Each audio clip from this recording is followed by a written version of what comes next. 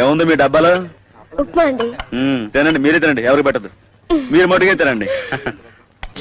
నానా ఉప్మా రెడీరా. ఆఫీస్కి ఎందుకు రాలేదు?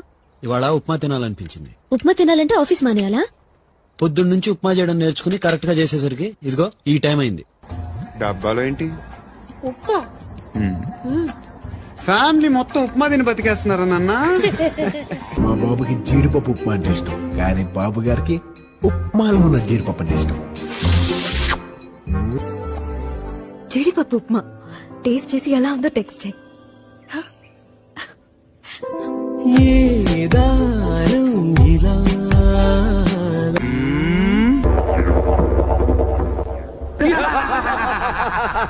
ఎందుకయ్యా నవ్వుతారు? మొగుడు శవం నట్టింటో ఉంటే వంటింటో ఉప్మా తింటా అంటే నవ్వక సత్తావా? ఉప్మా వద్దండి. ఉప్మా కూడా